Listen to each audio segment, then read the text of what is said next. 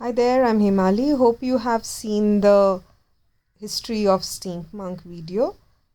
Let us begin to understand how to make this handmade clock.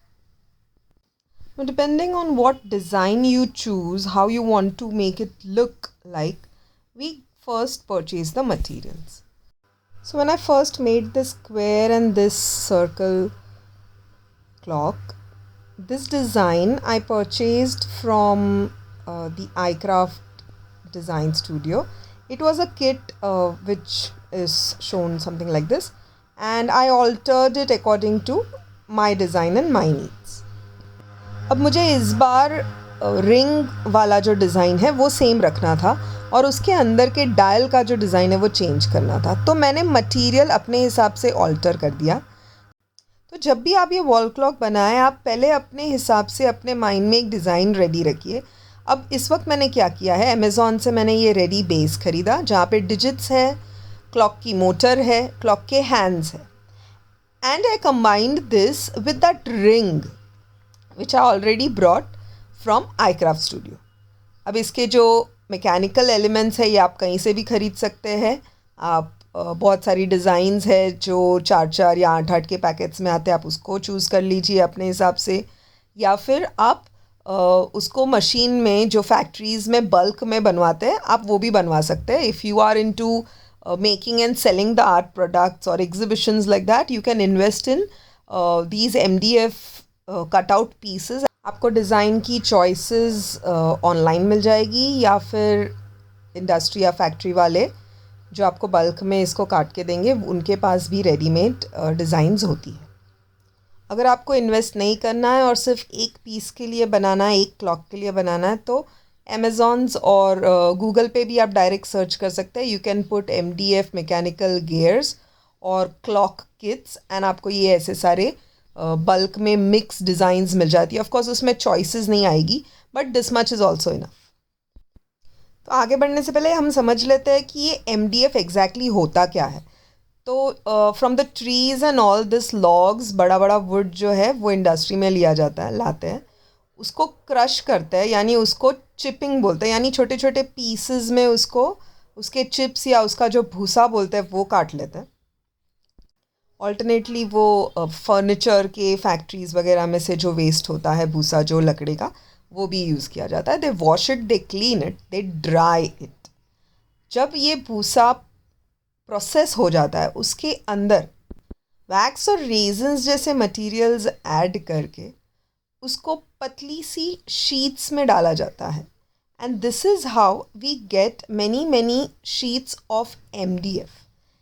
These sheets then go into the cutting machines, और ये cutting machines computerised होती है.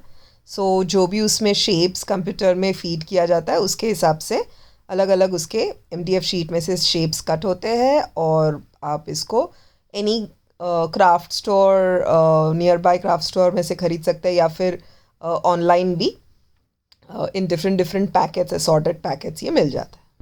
So the idea is to purchase them fresh because it is made from wood and there are chances that it may get fungus. However, if you are ordering for bulk for your own exhibitions or craft studios or for orders, आप इसको ऐसे plastic के डब्बे में store कर ले अच्छे से ड्राई करके, and you know in regular intervals just sun dry it and the materials will remain safe. कोई भी MDF के बेस के होम डेकोर्स बनाने के लिए उसको प्राइम करना बहुत ही ज़्यादा इम्पॉर्टेंट स्टेप होता है. तो अगर प्राइम सही से नहीं किया तो देर आर चांसेस कि आपके आगे के स्टेप्स रॉन्ग हो जाए, या फिर पूरा सा बढ़िया सा बन जाए पर वो इतना टिक नहीं पाएगा. So to prime the best product is the heavy body जेसो. ऑल्टरनेटली आप ये लिक्विड वाला जेसो भी यूज़ कर सकते हो. अगर आपको लिक्विड वाले जेसो या हैवी बॉडी जेसो में इन्वेस्ट नहीं करना, क्योंकि ये बड़े बॉटल्स में ही आता है and this is like a bit costly, you can also go ahead and purchase the chalk paints of any company which is there in the market. So for antique looking products, you can purchase the black gesso, black Liquitex or black chalk paint. However, if you want to invest it, you can take a white color, because वो सब जगह पे फिर काम आ जाएगा. हालांकि it is good for this product, if you are purchase a black one.